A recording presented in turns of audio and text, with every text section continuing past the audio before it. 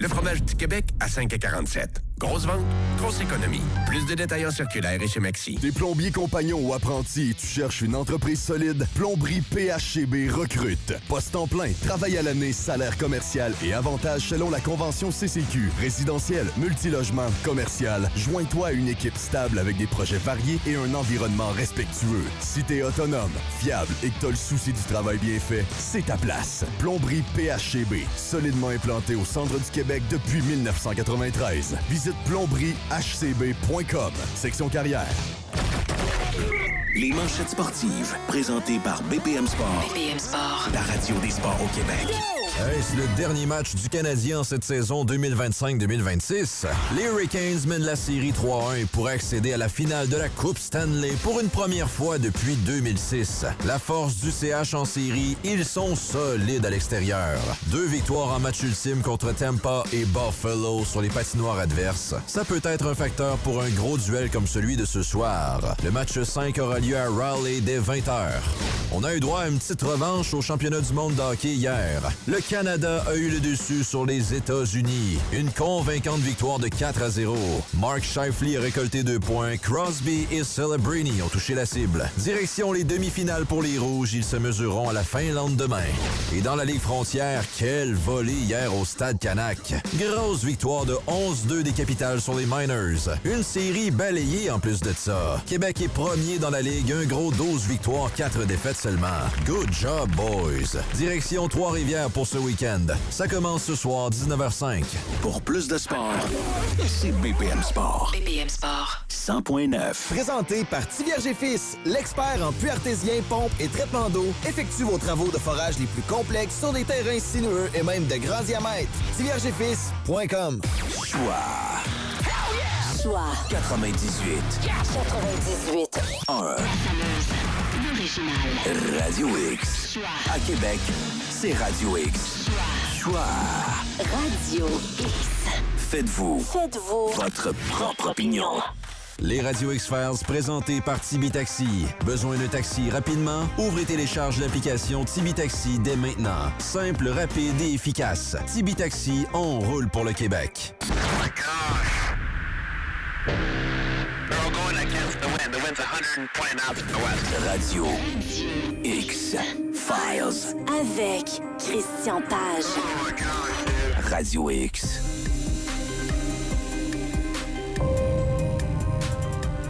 Voici donc les diables que je dois gronder. Excusez-moi.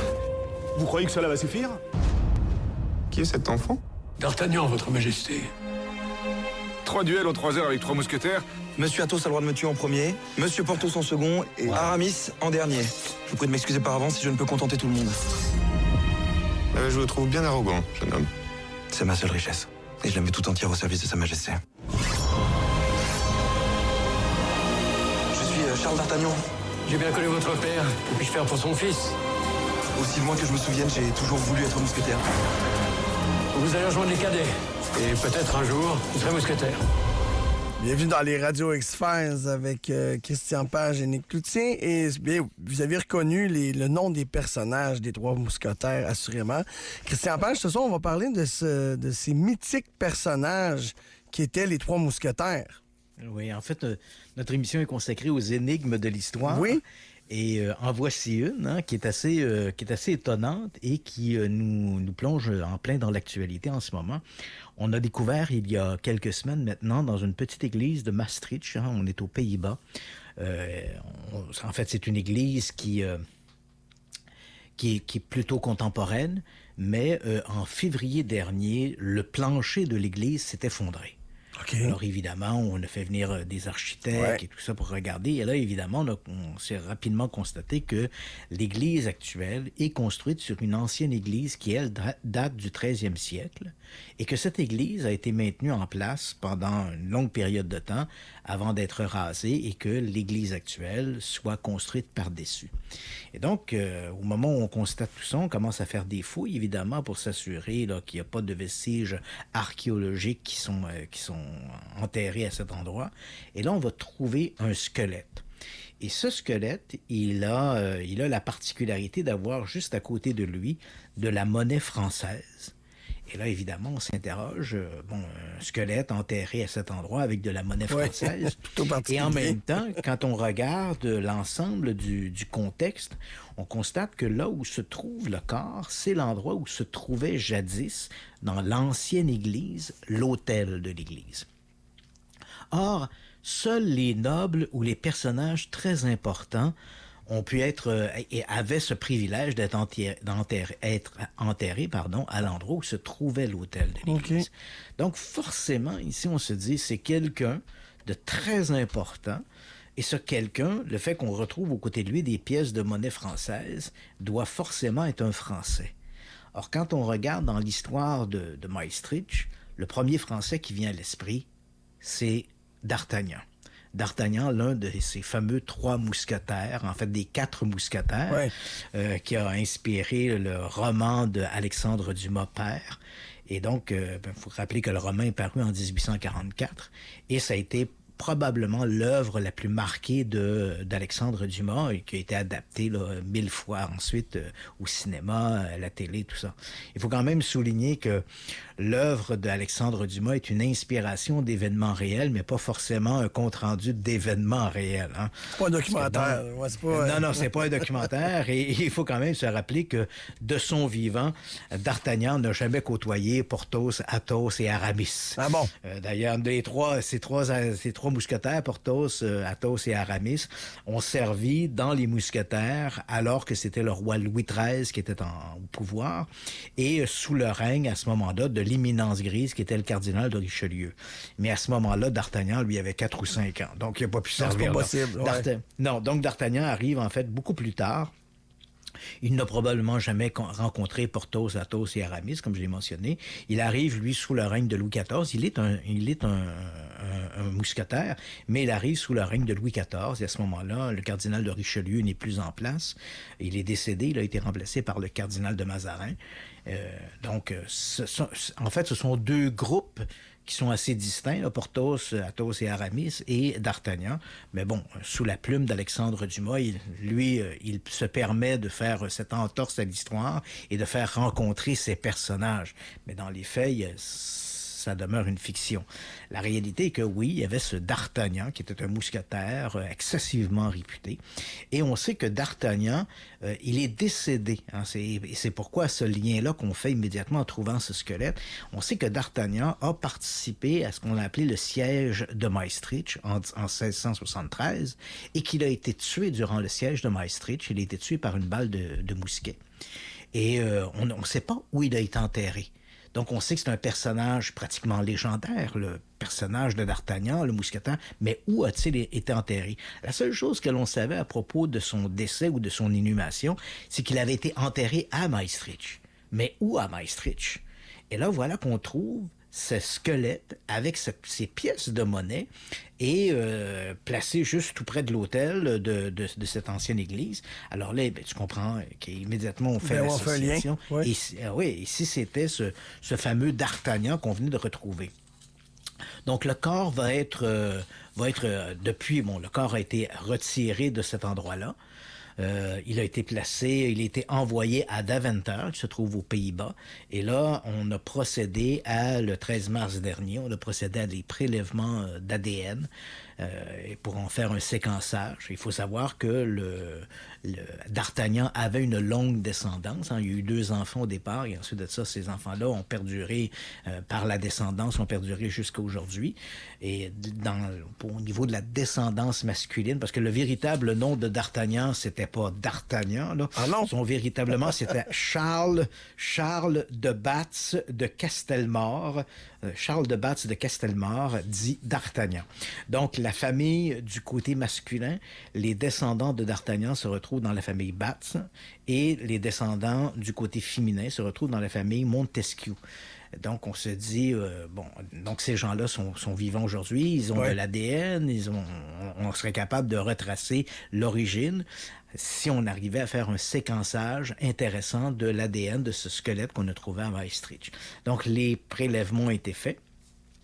Et là, donc, on attend pour voir si on va obtenir un séquençage qui soit significatif, qu'on pourra ensuite comparer aux descendants de D'Artagnan et ainsi établir si oui ou non ce corps retrouvé à Maastricht était bel et bien d'Artagnan.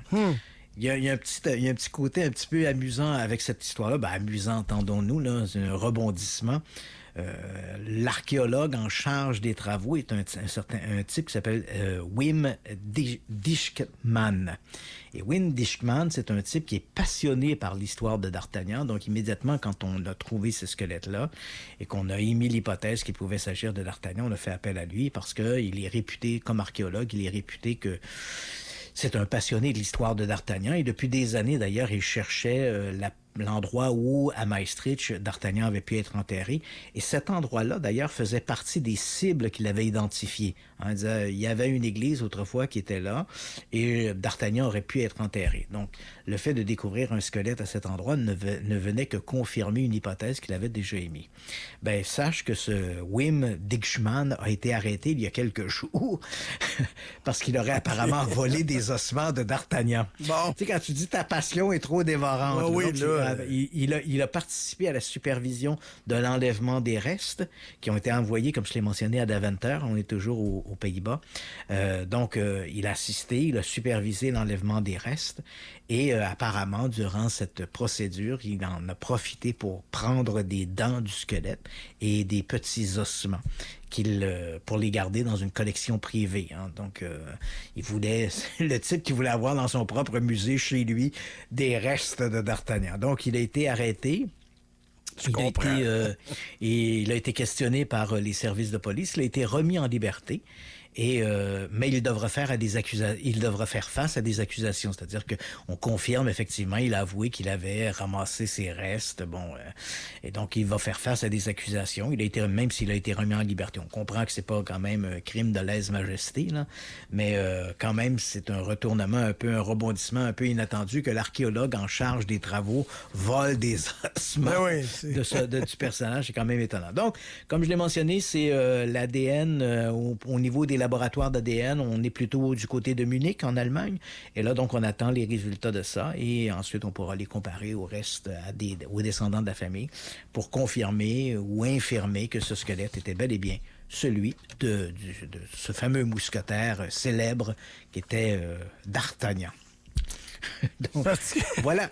D'Artagnan, qui n'était pas son vrai nom. Non, ben en fait, c'est parce qu'ils ont toujours un peu de... Ouais, c'est ça, c'est des noms, tu sais, dit Monsieur Machin, dit la comtesse de... Donc, dit le mousquetaire D'Artagnan, tu sais, mais encore une fois, je te rappelle, son véritable nom est Charles de Batz de Castelmore, dit D'Artagnan. Voilà, on en saura plus sur ces personnages. Oui, on en saura plus en attendant l'attente des analyses ADN. Ma deuxième nouvelle qui touche le domaine de l'histoire est un peu surprenante. C'est sorti il y a quelques jours. C'est un article, en fait, une étude, appelons ça comme ça entre guillemets, une étude qui est parue dans le ResearchGate.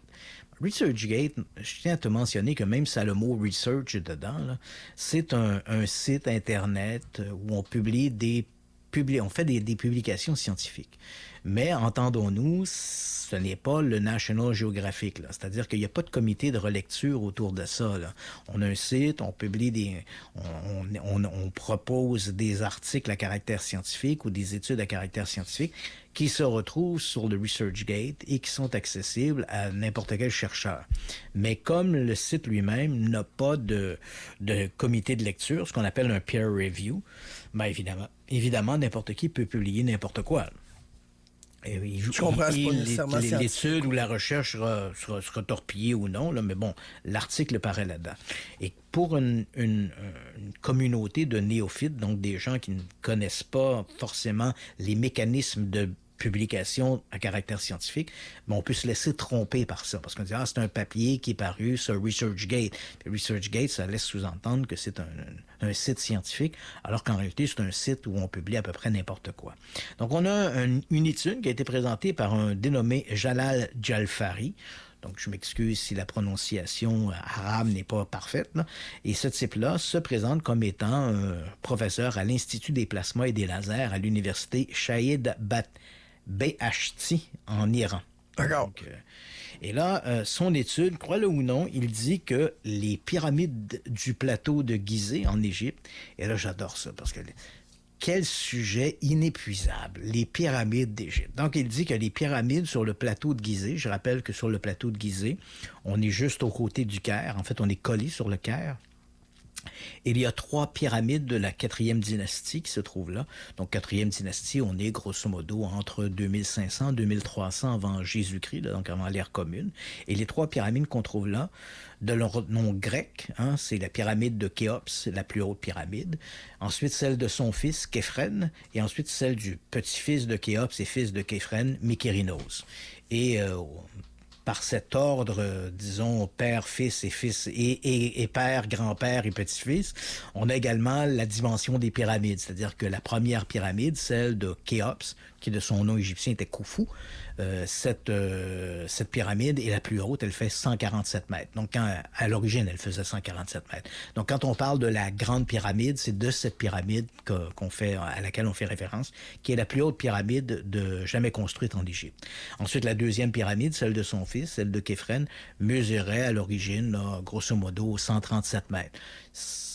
Tu me diras que c'est pas 10 mètres, c'est pas beaucoup, puis c'est vrai aussi. Quand on est aux côtés des pyramides, je les ai visitées à quelques reprises, quand on est aux côtés, la pyramide de Képhren et la pyramide de Khéops nous apparaissent exactement de la même dimension. C'est 2 monuments là, tout à fait extraordinaires. La 3e pyramide, celle du petit-fils de Khéops et fils de Képhren, donc Mykérinos, elle fait une 60aine de mètres seulement. Donc 60 mètres. Beaucoup plus petit. Seulement, là, mais c'est beaucoup plus petit quand même. Là, on voit que on a une pyramide d'une dimension beaucoup plus modeste. Donc, ce sont les 3 pyramides du plateau de Gizeh. Sur le plateau de Gizeh, dans les grands monuments qui subsistent encore, outre les pyramides, il y a le Sphinx, évidemment, le grand Sphinx qui est là. Et il y a des vestiges. Parce que quand les gens regardent ça, et c'est important d'ailleurs pour la discussion, pour la suite de notre discussion, il faut comprendre que les pyramides d'Égypte, elle n'était pas unique sur le plateau. C'est-à-dire qu'il n'y avait pas que ça sur le plateau. Là. Il y avait des temples funéraires qui entouraient... En fait, c'est un grand complexe funéraire. Les temples funéraires n'existent plus à peu près, où il n'y a que quelques petits vestiges qui restent. Mais autrefois, essayons d'imaginer, là, on avait ces monuments-là, mais autour, on avait plein de temples qui étaient construits. Les pyramides n'étaient que la cerise sur le gâteau, si je peux dire. Mais il y avait tout le gâteau qui était autour. Le gâteau, lui, a été ensablé, il a disparu, détruit. Les pierres ont été prises lorsque la ville du Caire a été construite. Des gens sont venus sur le plateau de Gizeh, ont pris ces pierres-là, des temples qui étaient déjà taillés, on les a amenés au Caire pour construire d'autres monuments, on les a recyclés. Donc, on a détruit, d'une part, soit par l'érosion, soit par le temps, d'autre part, par le pillage, on a détruit ces temples. Mais il faut bien s'imaginer que les pyramides n'étaient pas seules. Elles étaient entourées de temples majestueux qui étaient des temples funéraires. Puis tu vas comprendre pourquoi je tiens à faire cette précision. Donc, on avait ces temples, donc on a les 3 pyramides.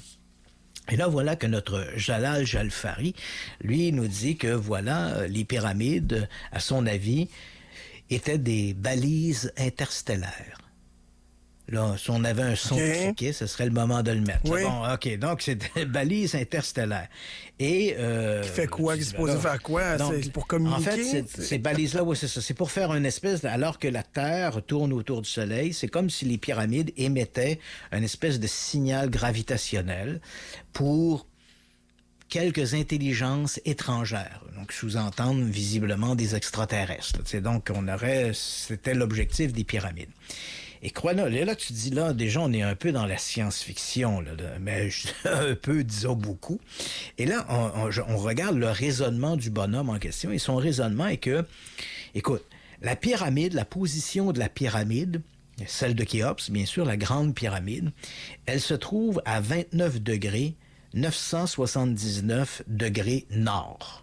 Donc, 29 degrés, oui. 29 degrés, 979 degrés nord. Voilà, ça, position de la pyramide. Et là, lui, ce type-là, Jalal Jalfari, dit la vitesse de la lumière, c'est 299,792,458 km/s. Grosso modo, là, quand on parle de la vitesse de la lumière, généralement, on dit 300 000 km/s. En fait, c'est juste un petit peu en dessous de ça.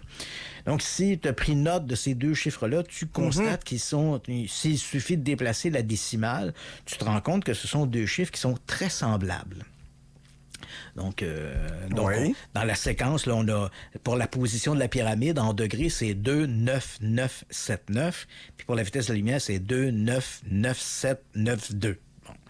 Et là, lui se dit, écoute, Jalfari se dit, c'est tellement extraordinaire que ces chiffres-là se ressemblent de cette façon-là que ça ne peut pas être un hasard. Évidemment. Donc, les Égyptiens auraient construit la pyramide à une position qui rappelle la vitesse de la lumière et dans une onde gravitationnelle, elle fournirait cette information qui permettrait quelque part à des voyageurs du cosmos de pouvoir se guider ou, je sais pas, de pouvoir identifier que la Terre est une planète avec des formes de vie ou des civilisations. Bref. Un code, un signe. C'est une espèce... Mais ça, tu te dis, c'est même pas d'un niveau d'études secondaires. Parce qu'il y a plusieurs éléments là-dedans qui tiennent pas la route. Premièrement, cette correspondance que Jafari propose, parce que là, j'ai vu passer ce truc-là, et là, sur des sites d'amateurs extraterrestres, surnaturels, c'est « Wow, les pyramides seraient des balises interstellaires pour des civilisations. » Attends une minute, là. Première critique, quand on regarde ça, là, assez froidement, puis je prends pas position, je suis pas là pour dire « Ah, pas d'extraterrestres, tout ça. » Je sais que beaucoup de gens me voient un peu comme l'espèce de gars qui empêche de tourner en rond, puis qui est toujours en train d'écraser ces hypothèses-là. Mais à un moment donné, il faut faire preuve de sens critique. Ben oui. Quand tu regardes cette histoire-là, ce que tient finalement Jafari pour faire son espèce d'exercice intellectuel, c'est de parler de la position en degrés, en latitude, longitude, là, nord de la pyramide, et également la vitesse de la lumière en kilomètres secondes. Ces deux données qui n'existait pas dans l'Égypte antique. Tu sais, cette idée des latitudes et longitudes, c'est apparu beaucoup plus tard. Il y a eu une espèce de protocole chez les cartographes. Et au moment des grands voyages, on est à la fin du Moyen-Âge, début de la Renaissance. Et là, on s'est dit, ben là, on va séparer le monde, on va faire des grilles pour permettre de mieux se localiser, avec des codes. Ça n'existait pas, ça, à l'époque des Égyptiens. Les Égyptiens ne sont pas arrivés en disant « Oh, on va construire notre pyramide à 29 degrés nord. » Tu sais, ça n'existait pas, là. C'est une notion qui n'existe pas. Tu sais. Et ensuite de ça, la vitesse la vitesse de la lumière, lui, il nous dit, ben voilà, quand je la compare avec le 29 degrés nord, ben je me constate que la vitesse de la lumière, c'est 29,9, en fait 299,792 000 km/s. Oh, le problème, c'est que tu calcules en kilomètres secondes. Ça aussi, ça n'existait pas dans le temps des Égyptiens. Tu comprends-tu? Les Égyptiens, à l'époque, j'ai fait le calcul, les Égyptiens mesuraient avec ce qu'on appelait une des mesures qu'ils utilisaient, qu'on pourrait comparer au mètre, ce qui était le plus proche du mètre. C'est ce qu'ils appelaient, eux, une coudée royale.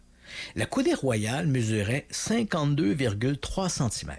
Ça veut dire qu'on est en dessous, là, on est à peu près à, grosso modo, là, 1,5 mètre, là, tu comprends? Donc, on est là, 1,5 mètre, on est loin du kilomètre. Donc, on a à peu près c'est ça. On est, un peu en dessous d'1 mètre. Donc, parce que 1 mètre, ça serait 90 cm, 100 cm, puis ça, on est à 52 cm, donc c'est ça, on a à peu près 1,5 pied. Donc, si on calcule en coudée royale, la vitesse de la lumière, je l'ai calculé, ça serait 562 462 coudées royales à la seconde. Fait que là, tu te dis, bon, ça marche pas ton affaire, là, parce que eux calculaient en coudées, là. Donc, rien dans cette vision-là ne tient la route. Quand on remet le contexte historique, les mesures en coudées et bien sûr l'absence ou l'inexistence de grilles de repères qui étaient la longitude et la latitude, tout ce raisonnement-là, il est tout à fait futile et ne tient pas la route. Donc ça, c'est la première critique qui nous vient à l'esprit, là, dès qu'on regarde ça. Pas besoin d'être un mathématicien sorti de Harvard pour comprendre ça. Là. Ça tient pas la route, cette affaire-là.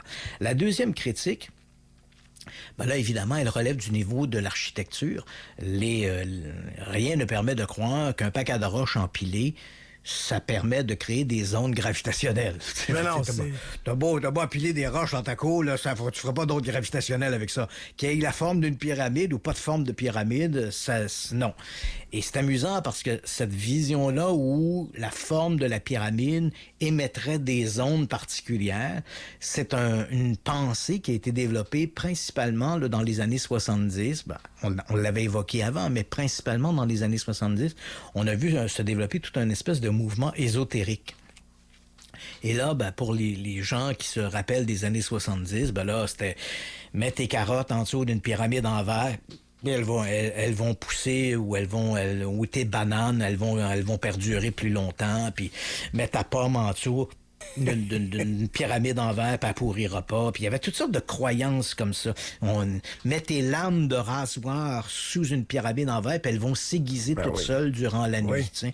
Évidemment, tout ça, c'est de la foutaise, ça marche pas. Mais on avait développé cette espèce de croyance dans le milieu ésotérique et mystique de l'époque, des années 70, que les pyramides émettaient, par leur forme, dégageaient une espèce d'énergie particulière.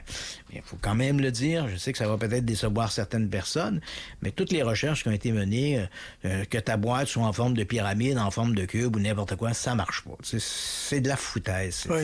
Donc, cette idée-là que parce que ça a une forme de pyramide, ça émettrait une onde gravitationnelle, ça n'a pas plus de sens que de dire que, je sais pas moi, le Colisée Pepsi à Québec va émettre des ondes gravitationnelles. C'est une absurdité. Donc ça tient pas la route. Et le troisième élément, puis il est très important celui-là, on a tendance à l'oublier, c'est qu'au moment où on se parle, même si on fantasme beaucoup avec les pyramides, surtout dans le milieu de l'étrange et du mystérieux, on est beaucoup fasciné par les pyramides. Puis pour les avoir vues, là, je comprends, ce sont des monuments qui sont très impressionnants. Mais au moment où on se parle, aucune preuve archéologique n'a jamais été proposée qui permet de croire autre chose que les pyramides étaient simplement des tombeaux. C'était simplement ça, des tombeaux. Il n'y a aucune preuve archéologique qui conteste cette hypothèse-là. Et quand les gens qui connaissent pas bien l'histoire de l'Égypte antique disent « Oui, mais c'est curieux que... » Et j'en reviens un peu à ce que je te disais tantôt.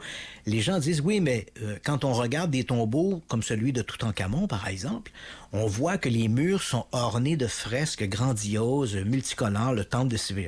Dans la vallée des rois, j'ai visité la tombe de Séti, du pharaon Séti. Je pense que c'était Séti Ier. Ça descend à 80 mètres sous le sol. Les murs sont ornés de fresques grandioses. Ah, ça doit être magnifique. Or, il n'y a rien... Il n'y a rien de ça dans les pyramides. Alors là, les gens qui connaissent mal l'histoire de l'Égypte antique disent, ben là, voilà, il n'y a aucune fresque, aucun dessin, aucune peinture. Il n'y a strictement rien dans les pyramides. Hein. Tu rentres là-dedans, il y a un corridor qui t'amène à la chambre funéraire, c'est vide. Pas de dessin, pas d'inscription, rien du tout. Mais c'est sous-estimé la présence des temples qui étaient autour. À cette époque-là, dans la vallée des rois, comme dans le cas du tombeau de Toutankhamon, on a creusé une galerie souterraine pour on a placé le pharaon, et l'histoire de sa vie a été racontée sur les murs. Mais dans le cas des pyramides du plateau de Gizeh, on a utilisé les temples qui étaient construits autour pour raconter la vie des pharaons. On n'a donc pas dessiné, on n'a pas peint dans les pyramides. On a laissé les pyramides vierges. On y a simplement déposé le corps du pharaon et tout l'hommage en termes de dessin et des hiéroglyphes était dans les temples. Les gens allaient dans les temples, se remémoraient la grandeur du pharaon en lisant sur les murs des temples l'histoire du pharaon. Donc c'était inutile de refaire ça dans le tombeau, là. Après ça, quand on a changé d'ailleurs, quand les Égyptiens ont abandonné la construction des pyramides, on s'est mis à faire des dessins dans les tombes souterraines. Et il n'y a pas non plus vraiment de fresques ou de dessins grandioses dans les autres pyramides en Égypte. Les pyramides du plateau de Gizeh ne sont pas les seules. Il y a les pyramides d'Achour, la pyramide rhomboïdale d'Achour, il y a la pyramide à degré à Saqqara. Il y a d'autres pyramides en Égypte, d'autres pharaons qui n'ont pratiquement aucun dessin non plus à l'intérieur. Donc, on voit que c'était les temples funéraires qui servaient à cette expression-là. Donc, actuellement, aucune preuve archéologique n'a jamais été avancée qui remette en question l'idée que les pyramides étaient simplement des tombeaux. Voilà. Donc, cette histoire de pyramide, balise interstellaire, c'est encore une fois de la foutaise. Science-fiction. Oui, absolument. Science-fiction. Christian, si tu le permets, on pourrait faire une courte pause. Au retour, d'autres sujets passionnant comme le mystère du Marie. Du Marie Céleste. Qu'est-ce que c'est que ça? Ouais, je vais te le raconter. On revient là-dessus. Bougez pas, vous êtes dans les radios X-Files sur les ondes de Choix 98.1, Radio X. Radio X Files. Avec Christian Page. Radio X, le show du matin. Week-end. C'est aphrodisiaque pour moi. Avec Carbo. Ça n'a pas de bon sens. Samedi et dimanche, 6h. Radio X. Présenté par Silencieux Proto. Votre voiture fait du bruit? Silencieux Proto évalue votre véhicule sans frais, répare et fabrique vos systèmes d'échappement sans rendez-vous. Silencieux Proto à Québec et Lévis. Chez Tulle Martel, leur réputation est dure comme le rock et leur enrochement aussi. Marche muret en pierre naturelle pour un terrain qui a du style. Et pour l'excavation, évitez le mal de dos, faites affaire avec les pros de Tulle Martel. TulleMartel.com. Les Dumplings Fusion débarquent chez Taizone. 3 nouvelles saveurs. Dumplings ailes de poulet buffalo, Dumplings kimchi porc cornichon et Dumplings mac and cheese. 3 nouvelles saveurs audacieuses. Pour un temps limité. Taizone, le taille de qualité. Vos assurances vous semblent trop chères? Venez les magasiner sur clicassure.com. Assurance habitation, automobile, entreprise, vie, obtenez les meilleurs prix. Pour tous vos besoins d'assurance, économisez avec clicassure.com. Vous rêvez d'un spa sans tracas qui s'occupe lui-même de son traitement de l'eau? Choisissez Arctic Spa. Fini les tests d'eau avec le système Spa Boy exclusif à Club Spa. Venez profiter de la grande vente du manufacturier Arctic Spa. Club Spa, une entreprise familiale depuis 45 ans, livraison partout au Québec. Paradis, paradis. Besoin de conseils pour vos fleurs, vos arbustes et tout ce qui pousse? Chez Paradis, notre équipe de conseillers est là pour répondre à toutes vos questions avec le sourire. Et ça fait toute la différence. Paradis Jardins et Accessoires, membres Botanix, on cultive le bonheur. Retrouvez le plaisir de sourire en toute confiance. Au Centre dentaire Cartier, anciennement Girard et Martineau, l'implantologie dentaire, on s'y connaît. Contactez-nous dès maintenant pour obtenir une consultation sans frais et découvrir nos solutions sans greffe osseuse. Nous offrons également des soins dentaires complets, du nettoyage à la dentisterie esthétique pour toute la famille. Centre dentaire Cartier, c'est une équipe humaine et professionnelle qui saura être disponible et à l'écoute de vos besoins. Alcartier Québec. Allô, c'est moi, ton sommeil. Dormez-vous et moi, on voulait te jaser de quelque chose. Dans les 10 dernières années, pense à tout ce qui a changé. T'as changé de job, t'as changé de maison, t'as changé de voiture, t'as changé de lunettes, de gym, t'as changé de shampoing, t'as même changé d'opinion sur la K-pop. Ça, je m'y attendais pas, celle-là, d'ailleurs. Là, ça serait peut-être le temps de changer ton lit. J'ai jasé de ça, d'ailleurs, avec ton mal de dos, il est super d'accord.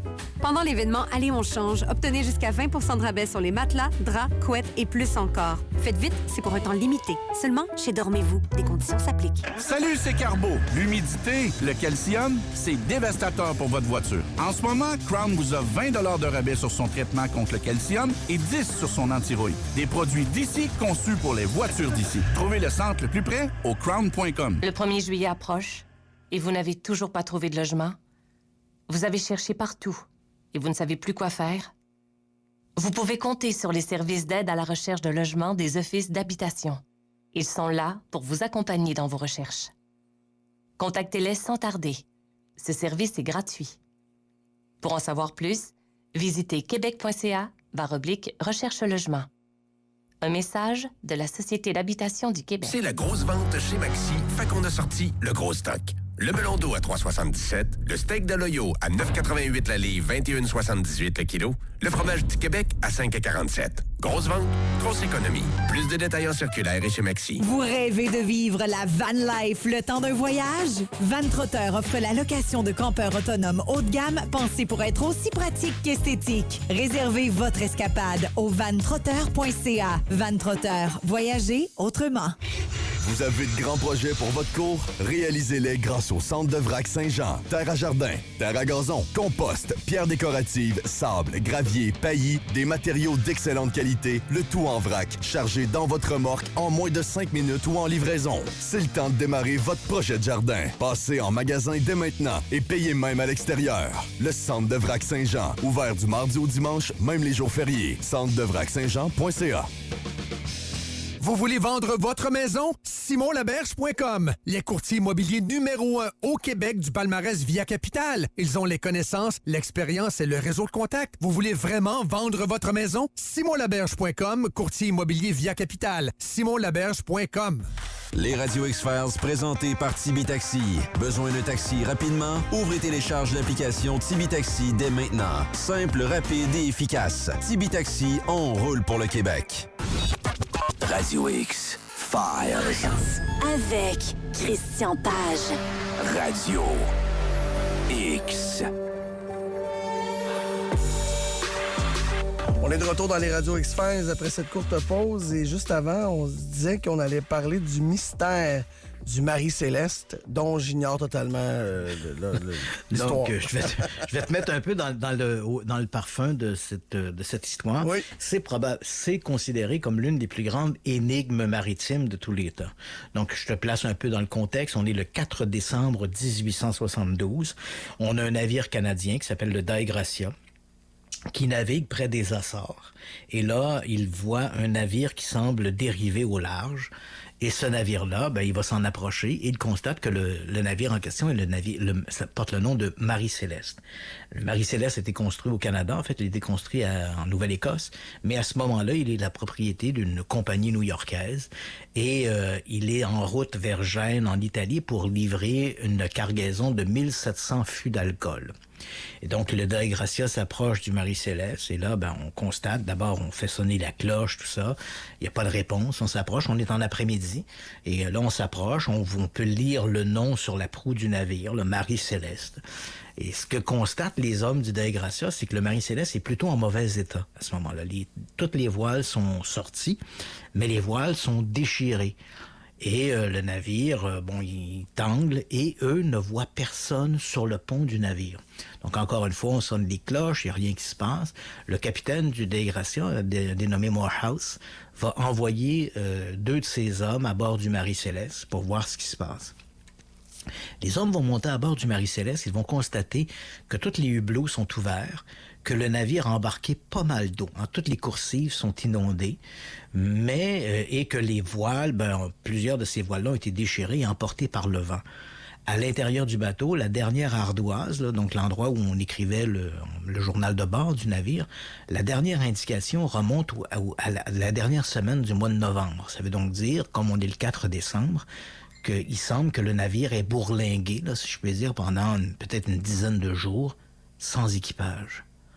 Et pourquoi l'équipage a-t-elle abandonné le bateau? On l'ignore. Parce que le bateau n'était pas, à ce moment-là, même s'il a embarqué beaucoup d'eau, tout ça, le navire n'est pas endommagé, là.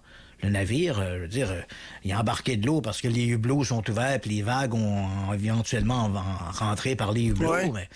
Puis les voiles ont été emportées par le vent, mais le navire, tu fermes les hublots, puis tu mets des bonnes voiles. Ouais, merci, bonsoir. Il n'y a aucune raison qui fait que l'équipage soit pas là. Et la cargaison, elle est toujours à bord du navire. Donc, c'est pas un acte de piraterie où l'équipage est composé d'une dizaine d'hommes à peu près. Et il y avait également le capitaine, qui était le capitaine du navire, qui était là, qui avait sa femme et sa fille avec lui. Donc, le capitaine Briggs. Et à part de ça, ce que l'on constate, c'est que les instruments de navigation, le compas sextant, ont disparu. Il y a un canot de sauvetage qui est manquant. Il y avait 2 canots à bord d'une Marie-Céleste. Il y en a un qui est manquant. Une corde qui part des voiles, une des cordes des gréements pend dans l'eau. Mais c'est à peu près tout. OK. Évidemment, l'histoire dans des histoires un peu de fiction, on va raconter qu'il y a un repas sur la table de cuisine qui est encore chaud. C'est pas vrai, ça, là. Et les lits sont faits dans les cabines. Ce qui montre bien que l'événement s'est produit soit en milieu de matinée ou soit en milieu d'après-midi. Donc, comme il n'y a pas de repas qui est en préparation, la vaisselle a été lavée. Ça veut dire que c'est ou avant le repas du midi ou avant le repas du soir. Tu comprends? Donc, on a à peu près cette idée-là. Mais rien ne permet de comprendre ce qui s'est passé. Donc, le Dei Gracia va accrocher le Marie-Céleste et on va le remettre un peu en état de naviguer. On va y réinstaller de nouvelles voiles et ensuite, le Marie-Céleste va entrer de son propre chef. On va mettre des hommes à bord et ensuite de ça, le Marie-Céleste va naviguer, il va se rendre jusqu'à Gibraltar, parce que là, il faut rapporter que le navire a été trouvé abandonné. Donc, le Dei Gracia et le Marie-Céleste, naviguant côte à côte, vont se diriger à Gibraltar. Et là, il y aura une enquête pour laquelle on ne trouvera pas vraiment d'explication sur ce qui s'est produit. Ça devient le plus grand mystère de la mer. Pourquoi l'équipage a-t-il abandonné le Marie-Céleste? Bon, en réalité, il y a plusieurs explications possibles. Et je me rappelle, j'ai vu récemment une vidéo d'un ufologue québécois qui présentait cette histoire-là en disant « C'est un mystère insoluble ». Ouais, mystère insoluble. Ça fait quand même 50 ans qu'on sait à peu près ce qui s'est passé. Là. Bon, fait que le mystère insoluble, tu t'es pas donné beaucoup d'efforts pour ne pas le trouver. Et c'est un peu la raison de ma nouvelle d'aujourd'hui. Ce que tout le monde à peu près est d'avis, c'est que c'est la cargaison du Marie-Céleste qui est en cause. Le navire transportait des barils d'alcool brut. C'est un alcool que tu peux pas boire. Là. C'est de l'alcool brut. C'est un peu comme l'alcool que tu mets si tu as une blessure. Hein. Tu dis, bon, on met de l'alcool à 90%, tu bois pas ça. Là. Bon, et quand le navire est arrivé à quai, il transportait 1700 fûts d'alcool. Et quand il est arrivé à quai, on s'est aperçu qu'il y avait 9 de ces fûts. Les fûts, c'est des barils en bois. Là. Donc, il y avait 9 fûts qui étaient complètement vides. Ce qui veut donc dire que leur contenu en alcool s'est déversé à l'intérieur du bateau. Ce qui était normal. C'est des barils en bois, là. C'est pas des barils en caoutchouc, là. C'est ça. Puis les barils, comme ils sont attachés dans la cale, le navire bouge. Hein. Tu t'imagines un peu le contexte des barils en bois. Ils sont ceinturés avec une lamelle d'acier, là, tu sais, là. Mais bon, si les barils se cognent les uns contre les autres dans le transport, il est possible qu'il y ait un fendillement dans le bois et qu'il y ait un écoulement. C'est pas nécessairement étanche. Donc, c'est normal que sur une cargaison de 1700 barils, il y en a quelques-uns qui aient fui et que leur contenu se soit déversé. Donc, en fait, c'est pas très mystérieux quand on constate que 9 barils d'alcool ont été vidés. On se dit, là, il y en avait 1700, il y en a 9 qui se sont vidés dans le cale, merci, ce qui représente à peu près 1100 litres. Donc, voilà. Mais avec le temps, quand on regarde les données du problème, on constate qu'il y a quelque chose on a un scénario vraisemblable. On est d'accord ici que dans l'absolu, on n'a pas de certitude, mais on a un scénario vraisemblable. Et ce scénario vraisemblable, c'est que l'alcool brut, il a à peu près les mêmes qualités que l'éthanol. Et il dégage des vapeurs tout à fait toxiques. Benjamin Spooner Briggs, qui était le capitaine du Marie-Céleste, c'était la première fois qu'il transportait ce type de cargaison. Il n'y avait aucune connaissance sur comment manipuler une cargaison comme celle-là. Et tu manipules pas des fûts d'alcool comme des bâtons de dynamite, comme tu transportes des colliers à chiens. Là. Ça marche pas, là. C'est pas la même chose. Je comprends. À l'époque, transporter des fûts d'alcool de cette manière-là, il fallait obligatoirement aérer le navire et aérer les cales pour empêcher que les vapeurs toxiques, c'est un peu comme si tu te mets dans une pièce fermée et tu utilises de l'éthanol. Je veux dire, à un moment donné, tu vas t'asphyxier avec l'éthanol. D'abord, tu vas tomber dans un état un peu euphorique. Et après l'état euphorique, tu vas t'empoisonner, tu vas mourir. Donc, c'est pourquoi il fallait absolument faire aérer le navire si on transportait des fûts d'alcool. Ce que, visiblement, Benjamin Spooner Briggs a négligé de faire. Donc là, le scénario numéro 1. Le navire circule. Au moment où il part de New York, la température est pas assez élevée pour produire des vapeurs. Mais plus le navire se rapproche de l'équateur, et je te rappelle qu'il a été trouvé au large des Açores, et à ce moment-là, la température était... Parce que dans ce type de cargaison-là, la problématique devient importante après 13 degrés centigrades, soit 55 degrés Fahrenheit. Au-dessus de cette température, là, on commence à produire des effets de vapeur. Or, le navire au large des Açores était soumis à une température beaucoup plus élevée que ça. Si Benjamin Spooner Briggs n'a pas fait aérer le navire, à un moment donné, cette vapeur-là est d'autant plus que je te rappelle que 9 fûts d'alcool s'étaient vidés de leur contenu, donc 1100 litres. Ce 1100 litres au fond de la cale avec la chaleur, bien évidemment, à l'intérieur, c'est un peu comme dans ta voiture. Hein. Si tu fermes les fenêtres, tu n'ouvres pas les portes, la chaleur devient intenable à bord de ta voiture. Bien, c'est exactement la même chose. Puis n'importe qui visite une vieille maison en bois, une vieille cabane en bois, en plein été, quand tu entres à l'intérieur, la chaleur est étouffante. C'est exactement ce qui s'est produit sur le Marie-Céleste. La chaleur a augmenté, sans aération. Cette vapeur-là, éventuellement, a commencé à se ressentir partout sur le navire. Et on peut supposer que quelque part aux alentours du 25 novembre 1872, des marins ont commencé à se plaindre qu'il devait y avoir, l'odeur devait se répandre même à travers le bateau, là, pas seulement dans la cale, mais partout. Cette odeur-là on devait la ressentir. Et à ce moment-là, probablement, on peut supposer que Benjamin Spooner Briggs, parce que quand on a retrouvé le navire abandonné, il y avait les voiles qui flottaient là, au vent, tout ça, mais on a remarqué que la trappe de la cale était ouverte et toutes les fenêtres étaient ouvertes. Donc, on suppose que Briggs est allé ouvrir la cale du bateau. Et en ouvrant la cale du bateau, le bagne sentit l'odeur d'éthanol. Or, l'éthanol, il peut exploser. Hein, a la capacité d'être très inflammable. Briggs a peut-être eu peur à ce moment-là que la vapeur s'enflamme. Il a demandé, c'est un scénario, là, on s'entend bien, là. Il aurait demandé à tous ces hommes de rentrer dans le bateau, d'ouvrir toutes les fenêtres pour faire aérer le navire. Et probablement que déjà à ce moment-là, il commençait à être engourdi par les odeurs d'éthanol. Donc, il a demandé de prendre un des canots de sauvetage, de l'attacher à une des cordes et des gréements et de la mettre à la traîne derrière le bateau. Et eux sont montés à bord. Okay. L'idée était de laisser le bateau s'aérer. Hein? Donc, eux étaient à la remorque du Marie-Céleste dans le canot de sauvetage avec les instruments.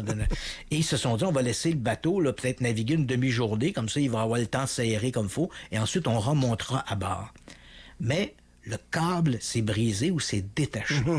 Et comme les voiles du Marie-Céleste étaient entièrement ouvertes, l'équipage qui était réuni sur le canot de sauvetage n'ont jamais été en mesure de rejoindre le bateau à ce moment-là. Ça a fait clac, la corde a cassé, et là, ils ont vu le Marie-Céleste qui se distançait de eux. Ils avaient beau essayer de ramer, il n'y avait aucune chance de remonter à nouveau sur le Marie-Céleste.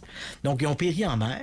Le Marie-Céleste, toute fenêtre ouverte, la cale ouverte, a continué de bourlinguer pendant une dizaine de jours sans équipage. Et c'est là que, le 4 décembre 1872, les hommes du Dégration ont trouvé le Marie-Céleste.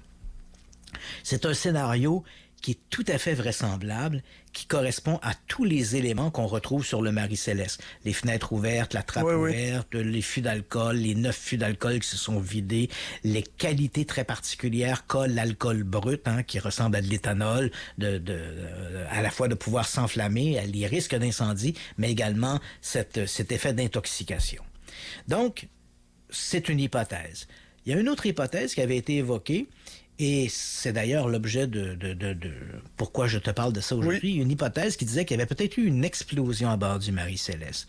Et là, voilà que des chercheurs une explosion qui aurait entraîné cette espèce de peur panique qui aurait amené les gens à monter dans le canot de sauvetage et à abandonner le Marie-Céleste. Tout le monde s'attachait derrière, puis finalement, la corde... La finale est toujours la même. La corde se brise, la corde se détache, puis les gens se trouvent perdus. Mais qu'est-ce qui les a amenés là? Est-ce que c'est l'odeur de l'éthanol ou est-ce que c'est l'explosion?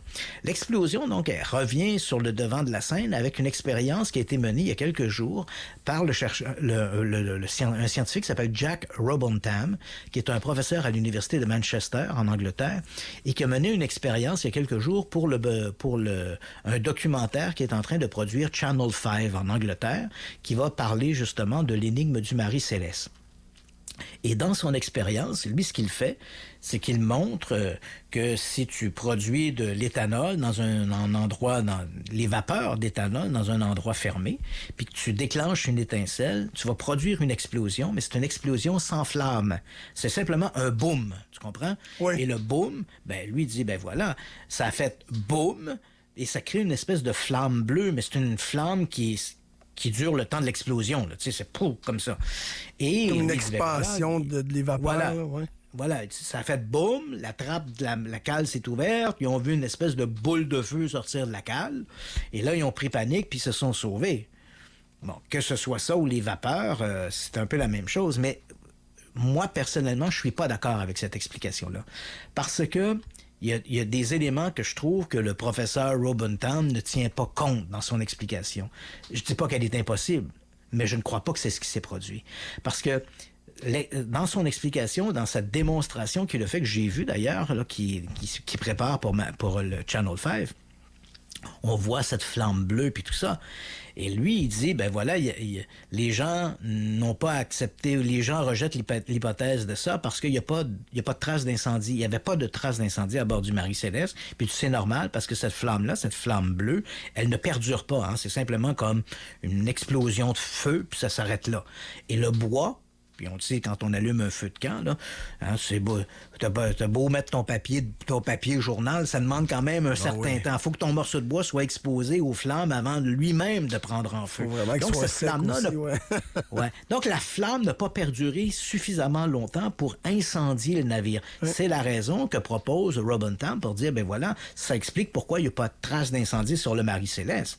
Mais pourquoi moi je suis pas d'accord avec ça, c'est que je trouve que Robentham met de côté deux éléments très importants.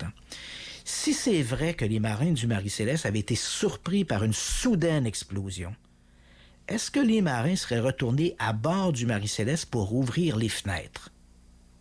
Mais s'il y a un feu qui se déclare dans la maison chez vous, là, tu ne rentreras pas dans la maison après pendant que le feu est là pour dire « Hey, m'allez ouvrir les fenêtres. » Non, tu ne feras pas ça. Donc, Robentham ne tient pas compte du fait que quand on a retrouvé le Marie-Céleste, toutes les fenêtres avaient été ouvertes. Ce qui montre bien une action intentionnelle d'ouvrir ces fenêtres-là.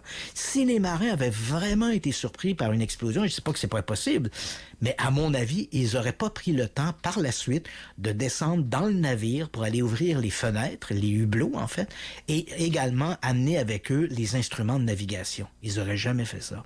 Deuxième élément, l'explosion à laquelle fait référence Robentham, je veux bien croire qu'on n'ait pas trouvé de traces d'incendie à bord du Marie-Céleste et que si la flamme était très éphémère, comme le propose Robentham, que cette flamme-là n'ait pas mis le feu dans le Marie-Céleste, c'est vrai. Mais l'explosion aurait endommagé l'intérieur du Marie-Céleste. Tu sais, si toi, tu es dans un lieu fermé puis tu fais sauter un bâton de dynamite, même si le feu ne prend pas, ça va paraître. Les feux d'alcool qui étaient dans la cale auraient été éventrés. Mais c'est pas ça. Il n'y avait aucun fût d'alcool éventré. Il y en avait qui étaient vides, mais vides simplement parce qu'ils avaient perdu leur étanchéité. Mais ils n'avaient pas été éventrés. Donc, rien ne permet de croire qu'il y a eu quelque explosion que ce soit à bord du Marie-Céleste. Donc, l'explosion que propose le professeur Robentham, professeur de chimie d'ailleurs à l'Université de Manchester, elle est vraisemblable. Elle est possible. Mais si on remet dans le contexte l'ensemble des éléments, des petits détails, et comme le dit l'expression, le diable se cache souvent dans les détails, mais quand tu remets tous les détails en place, l'absence d'une destruction qui aurait été due à une explosion, le fait que les hublots étaient ouverts, le fait qu'on ait amené que les marins du Marie-Céleste aient amené avec eux les instruments de navigation, montre bien qu'il y avait une volonté d'aérer le Marie-Céleste, mais que le fait d'avoir quitté le navire s'est fait avec empressement, mais pas dans la panique. Ce qui aurait été différent s'il y avait réellement eu une explosion. Donc, même si c'est une explication qui sera présentée à Channel 5, cette histoire d'explosion dans la cale, elle est possible, mais je maintiens, et c'est la position que à chaque fois que j'ai parlé du Marie-Céleste, et j'ai eu la chance d'avoir des morceaux du Marie-Céleste, hein. Le bateau a été il a été remis en circulation, et puis quelques années après, le nouveau capitaine du bateau l'a lui-même envoyé un acte de baraterie, là, donc pas de piraterie, mais de baraterie, c'est-à-dire on saborde le navire soi-même. Il l'a envoyé contre les récifs de Rochelet dans la baie de Gonaïve en Haïti, et le navire a coulé à cet endroit-là. Et au début des années 2000, il y a une équipe d'archéologues sous-marins qui ont retrouvé l'épave, et j'ai eu la chance de parler avec eux et de manipuler des débris du Marie-Céleste. C'est quand même fantastique.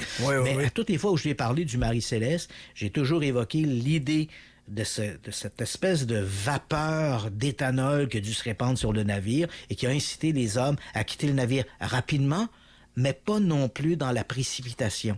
Et à mon avis, l'idée était d'aérer le navire. Donc, je maintiens encore ma position. C'est certainement cette explication qui est la bonne. Et contrairement à ce que, comme je te disais, ce que j'avais entendu un ufologue raconter, non, le mystère du Marie Céleste n'est pas impénétrable. Loin de là, on a d'excellentes possibilités d'explication. Ouais, très plausible, en effet, Christian Page. Fort intéressant, d'ailleurs. J'en ai appris encore beaucoup dans cette autre édition des Radio X-Files. C'est merveilleux. Il me reste à te souhaiter à toi et aux auditeurs un excellent week-end.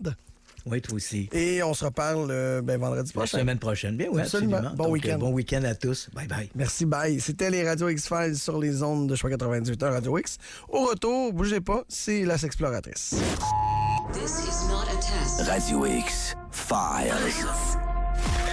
Avec Christian Page. Radio X. Les Radio X-Files présentés par Tibi Taxi. Besoin d'un taxi rapidement? Ouvrez et télécharge l'application Tibi Taxi dès maintenant. Simple, rapide et efficace. Tibi Taxi, on roule pour le Québec. Le Carbo. Show. Avec Allô? Carbo. Oui, c'est Carbo? Lundi au jeudi, 18h. Radio X. Présenté par EXP Artisan Brasseur à Val-Bélair. Bière remarquable brassée sur place, terrasse plein soleil et nachos décadents. Suis-nous sur Facebook, EXP Artisan Brasseur. Capsule. Radio X. La promotion la plus attendue est de retour chez Lunetterie Bella. Tout le mois de mai, achetez une paire de lunettes complètes et recevez la deuxième gratuitement. Économisez jusqu'à 420 $ chez Lunetterie Bella, Marie-France Brou, opticienne. Barbecue, accessoires, cours de barbecue de tous les niveaux, sauces, épices et plus encore, on a tout ce qu'il faut pour le barbecue chez Barbecue Québec. Viens jaser avec des passionnés, Québec, Boucherville et Laval, barbecuequebec.com.